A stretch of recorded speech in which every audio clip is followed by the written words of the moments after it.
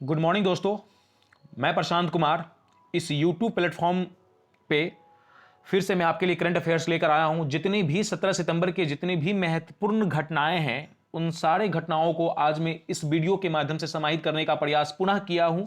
अगर ये कंटेंट आपको बेहतर लग रहा हो और आपको ये लग रहा हो कि आने वाले सभी एग्जामिनेशन के लिए ये कंटेंट, मेरे द्वारा पढ़ाया हुआ कंटेंट आपको लग रहा हो कि बेहतर है, तो प्लीज़ इसे लाइक, सब्सक्राइब और अपने दोस्तों के बीच शेयर करना ना भूलें। मैं वादा करता हूं जितना भी कंटेंट मैं पढ़ा रहा हूं या करंट अफेयर्स के जरिए मैं आपके लिए लेकर आ रहा हूं, तमाम करंट अफेयर्स आपके लिए आने वाले एग्जामिनेशन में उपयोगी साबित होगा। चाहे वो बीपीएससी हो, बिहार दरोगा हो, या कोई भी स्टेट गवर्नमेंट द्वारा संचालित एग्जामिनेशन हो या सेंट्रल गवर्नमेंट द्वारा संचालित एग्जामिनेशन हो, जिसमें करंट अफेयर्स की भूमिका होती है, उसमें यह प्रश्न आपको देखने को अवश्य मिलेगा। चलिए, आज जितने भी 17 सितंबर के महत्वपूर्ण घटनाएं हैं, उन सारे महत्वपूर्ण घटनाओं को मैं एक एक कर आपके समक्ष लाने का प्रयास करता हूं। चलिए स्टार्ट करते हैं आज के सेशन को उसी जोश व जुनून के साथ। पहला क्वेश्चन क्या बना है? पहला क्वेश्चन आपके लिए क्या बनकर आया वो देखिए कि प्रधानमंत्री नरेंद्र मोदी द्वारा किस टीवी चैनल को लॉन्च किया गया है जो लोकसभा और राज्यसभा को मिलाकर बना है? Which TV channel has been launched by Prime Minister Narendra Modi which is composed of Lok Sabha and Rajya Sabha? तो बताइए, नरेंद्र मोदी द्वारा किस टीवी का चैनल का लॉन्च किया गया है जो लोकसभा और राज्यसभा को आपस में मिलाकर बना है? चार ऑप्शन आपके सामने है: लोक जनहित टीवी, राज्य कल्याण टीवी, संसद टीवी या लोक राज्य टीवी। तो इसका ऑप्शन हो जाएगा सी नंबर, संसद टीवी। ठीक है, देखिए, पहले लोकसभा टीवी और राज्यसभा टीवी अलग अलग प्लेटफॉर्म के माध्यम से आते थे, लेकिन इन दोनों को एक साथ मर्ज कर संसद टीवी का नाम दे दिया गया और लोगो बना दिया गया। इस तरीके से देख रहे होंगे, संसद टीवी लिखा है डेमोक्रेसी मैटर। ठीक है, तो आप इस प्रकार से देख सकते हैं संसद टीवी का लोगो। देखिए क्या है, प्रधानमंत्री नरेंद्र मोदी ने 15 सितंबर 2021 को संसद टीवी को लॉन्च कर दिया है। इस समारोह में उपराष्ट्रपति और राज्यसभा के सभापति एम वेंकैया नायडू और लोकसभा के अध्यक्ष ओम बिरला, इन दोनों का नाम याद रखिएगा आप, शामिल थे। प्रधानमंत्री नरेंद्र मोदी ने उपराष्ट्रपति और राज्यसभा के चेयरमैन वेंकैया नायडू की मौजूदगी में संसद टीवी को लॉन्च किया है। प्रधानमंत्री नरेंद्र मोदी ने इस मौके पर कहा है कि आज का दिन भारतीय संसदीय व्यवस्था में एक और महत्वपूर्ण अध्याय जोड़ रहा है। उन्होंने कहा है कि आज देश को संसद टीवी के रूप में संचार और संवाद का एक ऐसा माध्यम मिल रहा है जो देश के लोकतंत्र और जनप्रतिनिधि की आवाज के रूप में काम करेगा। तो आप देख रहे हैं, देखिए और आगे, संसद टीवी एक नजर में। राज्यसभा लोकसभा टीवी दो अलग अलग चैनल थे जिनका अब विलय कर दिया गया है। संसद टीवी लोकसभा टीवी और राज्यसभा टीवी का जगह ले लेगा। अब तक लोकसभा और राज्यसभा की खबरों और कार्यवाही को दिखाने के लिए ये दो अलग अलग चैनल थे, अब दोनों को मिलाकर संसद टीवी बना दिया गया है। आप ये भी याद रखिएगा। देखिए क्या है, संसद टीवी चार कैटेगरी में बटा रहेगा। संसद टीवी मुख्य तौर पर चार कैटेगरी में होगा: यह संसद और लोकतांत्रिक संसाधनों का कामकाज, शासन और योजनाओं का क्रियान्वयन, नीतियां, भारत का इतिहास और संस्कृति, मुद्दे, हित एवं समकालीन प्रकृति पर भी आधारित होगा। यह चीज आप याद रखिएगा। देखिए क्या है, संसद टीवी के सीईओ की नियुक्ति कर दी गई थी बहुत पहले ही।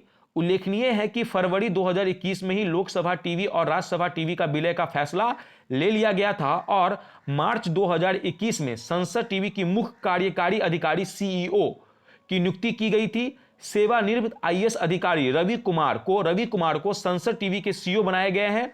लोकसभा सचिवालय में संयुक्त सचिव मनोज अरोड़ा इसके ओएसडी बने हैं। तो रवि कुमार इसके सीईओ बने हैं और ओएसडी बने हैं कौन? मनोज अरोड़ा। आप ये भी याद रखोगे, ये रवि कुमार और ये मनोज अरोड़ा। चलिए आगे, नेक्स्ट क्वेश्चन। अगला क्वेश्चन जो बनकर आपके लिए आया है मालदीव से। मालदीव में भारत ने नए उच्चायुक्त के रूप में निम्न में से किसकी नियुक्ति किया है?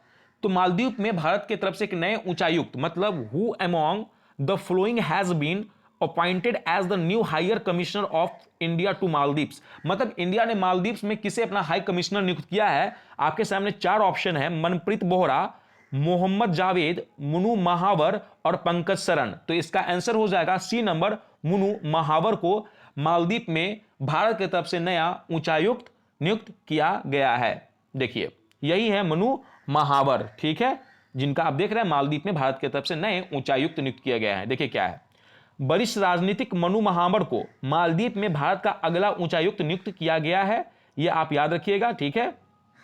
चलिए, और ये किसका स्थान संभालेंगे, ये संजय सुधीर का स्थान ये लेंगे। चलिए आगे, अगला क्वेश्चन क्या बनकर आया आपके लिए, देखिए, केंद्र सरकार ने इलेक्ट्रिक वाहनों के उत्पादन, हाइड्रोजन फ्यूल व्यूहल उत्पादन को बढ़ावा देने हेतु प्रोडक्शन लिंक इनिशिएटिव के तहत कितने रुपए का पैकेज जारी किया है। तो फिर से क्वेश्चन में दोहरा दूं आपके लिए कि केंद्र सरकार ने इलेक्ट्रिक वाहनों के उत्पादन, हाइड्रोजन फ्यूल व्हील उत्पादन को बढ़ावा देने हेतु प्रोडक्शन लिंक इनिशिएटिव के तहत कितने रुपए का पैकेज जारी किया है। आपके सामने चार ऑप्शन है, 15,937 करोड़, 25,938 करोड़, 36,981 करोड़ या 10,000 करोड़। तो क्या आंसर हो जाएगा, बी नंबर, 25,938 करोड़ रुपए जारी कर दिए गए हैं। किसके लिए, देखिए किसके लिए, जो हाइड्रोजन फ्यूल व्हीकल और इलेक्ट्रिक वाहनों के लिए। देखिए क्या है, केंद्रीय मंत्री अनुराग ठाकुर ने बताया है कि केंद्र सरकार ने ऑटो सेक्टर के लिए 25,938 करोड़ रुपए मंजूर किए हैं। इसके तहत इलेक्ट्रिक वाहनों के उत्पादन, हाइड्रोजन फ्यूल व्हील उत्पादन को बढ़ावा मिलेगा। वहीं 7.60 लाख करोड़ को रोजगार भी मिलने की संभावना है। इस स्कीम के आने से विदेश के आयात में गिरावट आएगी, और यह जरूरी भी है क्योंकि पर्यावरण को मद्देनजर देखते हुए हाइड्रोजन फ्यूल फिर इलेक्ट्रिक वाहन बढ़ाने पर गवर्नमेंट जोर दे रही है। तो इन सब सारे स्कीम में गवर्नमेंट फायदा दे रही है, और गवर्नमेंट यह कह रही है कि आने वाले दिनों में 7.60 लाख लोगों को रोजगार के साधन भी मुहैया इससे करवाए जाएंगे।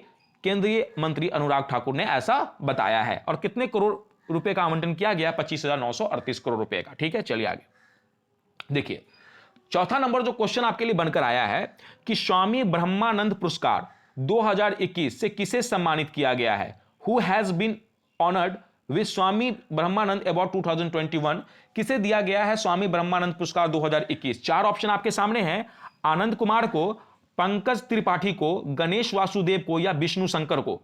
तो इस साल जिसे स्वामी ब्रह्मानंद पुरस्कार से नवाजा गया है वो है सुपर 30 के संस्थापक आनंद कुमार को, ठीक है। देखिए यह है आनंद कुमार, जिससे आप भली भांति इनके चेहरे से परिचित होंगे आप। सुपर 30 के आनंद कुमार को मिला स्वामी ब्रह्मानंद पुरस्कार 2021। गणितज्ञ हैं आनंद कुमार को उनकी सुपर 30 पहल के माध्यम से शिक्षा के क्षेत्र में उनके योगदान के लिए स्वामी ब्रह्मानंद पुरस्कार 2021 से सम्मानित किया गया है। इस पुरस्कार के तहत उन्हें 10,000 रुपए नगद, एक कांस्य पदक, स्वामी ब्रह्मानंद के एक कांस्य प्रतिमा और एक प्रमाण पत्र भी दिया जाएगा। यह पुरस्कार याद रखिएगा,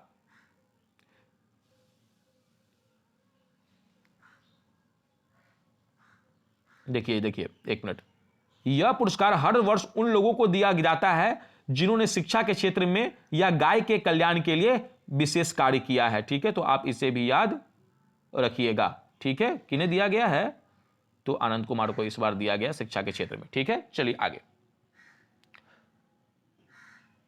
अगला क्वेश्चन 5वां नंबर बन के आया है नीति आयोग के माध्यम से। देखिए क्या है, क्या क्वेश्चन बन के आया है।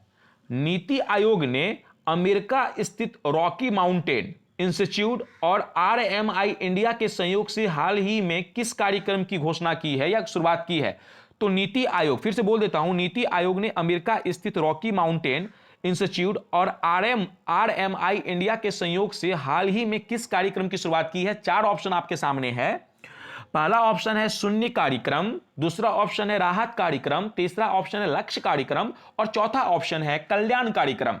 तो इसका जो आंसर हो जाएगा, नीति आयोग ने अमेरिका स्थित रॉकी माउंटेन इंस्टीट्यूट और RM इंडिया के संयोग से जिस कार्यक्रम की शुरुआत की है वो ए नंबर ऑप्शन है शून्य कार्यक्रम। ये शून्य कार्यक्रम क्या है जो नीति आयोग के पहल से की गई है, इसके बारे में अच्छे तरीके से जान लेते हैं। देखिए, नीति आयोग ने शुरू किया है शून्य कार्यक्रम। क्या कार्यक्रम, शून्य कार्यक्रम। आप देख रहे होंगे जीरो पॉल्यूशन डिलीवर्स, ठीक है, मतलब इस तरीके से जीरो पॉल्यूशन को लेकर यह किया गया। देखो क्या है ये, नीति आयोग ने अमेरिका स्थित रॉकी माउंटेन इंस्टीट्यूट RM और RMI इंडिया के संयोग से शून्य प्रदूषण वितरण वाहनों को बढ़ावा देने के लिए उपभोक्ताओं और उद्योग के साथ काम करके शून्य नाम का एक अभियान शुरू किया है। अभियान शहरी डिलीवरी सेगमेंट में इलेक्ट्रिक वाहन माने ईवी को अपनाने को बढ़ावा देगा। ठीक है, वाहनों के स्वास्थ्य, पर्यावरण और आर्थिक लाभों के बारे में उपभोक्ताओं को यह जागरूक भी करेगा। मतलब पर्यावरण, देखिए इलेक्ट्रिक वाहन जहां अगर उपयोग किया जा रहा है, इसका मतलब हाइड्रोजन फ्यूल जहां उपयोग किया जा रहा है, तो मतलब सरकारें पर्यावरण को लेकर गंभीर समस्या प्रकट हो गई है सरकारों के सामने, इसीलिए इलेक्ट्रिक वाहनों को बढ़ावा दिया जा रहा है। ठीक है, देखिए क्या है, नीति आयोग ने यह कार्यक्रम शुरू किया है, तो नीति आयोग के बारे में अच्छे तरीके से जान लेते हैं थोड़ा। नीति आयोग का गठन हुआ था 1 जनवरी 2015 को। नीति आयोग का मुख्यालय है नई दिल्ली में। यही नीति आयोग के अध्यक्ष है नरेंद्र मोदी और उपाध्यक्ष है अमिताभ कांत। कौन? अमिताभ कांत। चलिए आगे, छठा नंबर क्वेश्चन क्या बनकर आया आपके लिए? छठा नंबर क्वेश्चन बनकर आया है, कौन सा देश नवंबर में पहली बार वैश्विक बौद्ध सम्मेलन आयोजित करने जा रहा है? ठीक है, which country is going to organise the first ever global Buddhist conference in November. तो कौन सा देश नवंबर में पहली बार वैश्विक बौद्ध सम्मेलन आयोजित करने जा रहा है? 4 ऑप्शन है, भारत, जापान, चीन, इंडोनेशिया। तो इसका आंसर हो जाएगा भारत के द्वारा नवंबर में पहली बार बौद्ध सम्मेलन आयोजित किया जाएगा। देखिए, भारत नवंबर में पहली बार वैश्विक बौद्ध सम्मेलन आयोजित करेगा। यह नरेंद्र मोदी का फोटो देख रहे होंगे। देखिए क्या है, भारत 19 और 20 नवंबर 2021 को नालंदा बिहार में नवलंदा महाविहार परिसर में पहली बार वैश्विक बौद्ध सम्मेलन की मेजबानी करने के लिए तैयार है। भारतीय संस्कृति संबंध परिषद मतलब Indian council for culture relations द्वारा आयोजित किया जा रहा है। अकादमिक सम्मेलन एक वार्षिक कार्यक्रम बन जाएगा। इसके तहत भारत में तेलंगाना, सारनाथ, गंगोट और धर्मशाला और विदेश में जापान, दक्षिण कोरिया, थाईलैंड और कंबोडिया में 4 क्षेत्रीय सम्मेलन आयोजित किए जाएंगे। इन क्षेत्रीय सम्मेलन की रिपोर्ट उद्घाटन वैश्विक बौद्ध सम्मेलन में प्रस्तुत किए जाएंगे। तो आप इसे भी याद रखिएगा, इन सारे देशों में एक रिपोर्ट तैयार किया जाएगा। इस सारी रिपोर्ट को एक वैश्विक बौद्ध सम्मेलन होगा भारत में, इसमें प्रस्तुत किए जाएंगे। चलिए आगे, अगला क्वेश्चन जो 7वां नंबर क्वेश्चन आपके लिए बनकर आया है, यह क्वेश्चन बनकर आया क्या, हाल ही में सूचना और प्रसारण मंत्रालय ने फर्जी खबरों का मुकाबला करने के लिए सोशल मीडिया प्लेटफॉर्म पर अपना अकाउंट बनाया। किस सोशल मीडिया पर सूचना और प्रसारण मंत्रालय द्वारा फर्जी खबरों का मुकाबला करने के लिए अपना अकाउंट बनाया है उन्होंने? तो ऑप्शन है टेलीग्राम पे, फेसबुक पे, ट्विटर पे या इंस्टाग्राम पे। तो इसका आंसर हो जाएगा टेलीग्राम पे। सूचना और प्रसारण मंत्रालय के द्वारा फर्जी खबरों का मुकाबला करने के लिए इस पर अपना एक अकाउंट लॉन्च किया गया है। किसके द्वारा? सूचना और प्रसारण मंत्रालय के द्वारा। ठीक है, आप इसे याद रखिएगा। चलिए 8वां क्वेश्चन देखिए, 8वां क्वेश्चन क्या है, हाल ही में किस हवाई अड्डे को सीमा शुल्क अधिसूचित हवाई अड्डा घोषित किया गया है? तो क्वेश्चन आपके सामने बनकर यह आया है कि हाल ही में किस हवाई अड्डा को सीमा शुल्क अधिसूचित हवाई अड्डा घोषित किया गया है। 4 ऑप्शन आपके सामने है, कुशीनगर हवाई अड्डा, इंदिरा गांधी हवाई अड्डा, जयप्रकाश नारायण हवाई अड्डा, श्री गुरु रामदास जी हवाई अड्डा। तो इसका आंसर हो जाएगा ए नंबर, कुशीनगर हवाई अड्डा, जो कहां पर है? यूपी में है। ठीक है, देखिए क्या है, ये देख रहे हैं आप, देखिए केंद्रीय अप्रत्यक्ष और सीमा शुल्क board, centre board of indirect tax and customs CBIC ने कुशीनगर हवाई अड्डे को सीमा शुल्क अधिसूचित हवाई अड्डा घोषित कर दिया। किसने? CBIC ने, central board of indirect tax and custom ने इस हवाई अड्डे को सीमा शुल्क अधिसूचित हवाई अड्डा घोषित कर दिया है। इससे बौद्ध तीर्थयात्री सहित अंतरराष्ट्रीय यात्री को आवाजाही में आसानी होगी, इसलिए किया गया है। ठीक है, देखिए केंद्रीय अप्रत्यक्ष कर और सीमा शुल्क बोर्ड CBIC ने कुशीनगर हवाई अड्डे को सीमा शुल्क अधिसूचित हवाई अड्डा घोषित किया है। इससे बौद्ध तीर्थयात्री सहित अंतरराष्ट्रीय हवाई यात्री आवाजाही में आसानी होगी। CBIC के अध्यक्ष देख लीजिए कौन है, M अजीत कुमार। और CBIC की स्थापना कब हुई थी? 1 जनवरी 1964 को। ठीक है, आप ये भी याद रखिएगा, किसका? CBIC का मतलब केंद्रीय अप्रत्यक्ष और सीमा शुल्क बोर्ड। केंद्रीय अप्रत्यक्ष और सीमा शुल्क बोर्ड CBIC के संस्था के अध्यक्ष एम अजीत कुमार और इसकी स्थापना 1 जनवरी 1964 को हुई थी। चलिए आगे 9 नंबर क्वेश्चन क्या है आपके सामने। 9 नंबर क्वेश्चन है, किस मंत्रालय के द्वारा आर्टिफिशियल इंटेलिजेंस संचालित परियोजनाएं आय रास्ते का शुभ आरंभ किया गया है। तो आय रास्ते का शुभ आरंभ किस मंत्रालय के द्वारा किया गया है? यह ट्राइबल अफेयर्स के द्वारा, road transport and highway ministry के द्वारा, एग्रीकल्चर एंड फार्मर्स वेलफेयर के द्वारा या रेलवे मिनिस्टर के द्वारा। यह किया गया है road and transport and highway ministry के द्वारा। क्या किया गया है? आय रास्ते का शुभारंभ किया गया है। क्या है देखिए, ये आप देख रहे होंगे, लॉन्च किया गया है। नितिन गडकरी ही है कौन? ट्रांसपोर्ट मिनिस्ट्री यही संभाल रहे हैं। इन्होंने लॉन्च किया है AI powered road safety project आय रास्ते। ठीक है, देखिए क्या है, देखिए क्या है। केंद्रीय सड़क परिवहन मंत्री नितिन गडकरी ने ऑफिशियल इंटेलिजेंस संचालित आय रास्ते परियोजना का शुभारंभ किया है। परियोजना का उद्देश्य सड़क दुर्घटनाओं को कम करने में मदद करना और इन घटनाओं के लिए जिम्मेदार कारकों को समझना और उन्हें कम करने के लिए समाधान निकालना है। कैसे दुर्घटना कम किया जाए।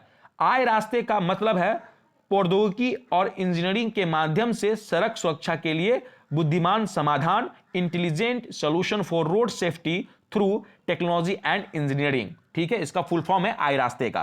तो आय रास्ते परियोजना का मेन मकसद यही है कैसे दुर्घटना को कम से कम किया जाए। ठीक है, चलिए आगे इस परियोजना के बारे में थोड़ा और जान लो। इस परियोजना को शहर में दुर्घटनाओं को 50% तक कम करने के उद्देश्य से महाराष्ट्र के नागपुर में एक पायलट आधार पर यह शुरू किया गया था। इस परियोजना में केंद्र, इंटेलेंट, INSI कई सारी चीजें शामिल। आप इतना याद रखिएगा, बस इतना याद रखिएगा कि इसको सबसे पहले महाराष्ट्र के नागपुर में एक पायलट के आधार पर इसे शुरू किया गया था। और इस परियोजना का आधार यह है कि कैसे भी करके 50% दुर्घटना को कम किया जाए। चलिए आगे 10वां नंबर क्वेश्चन है कि हाल ही में जोमैटो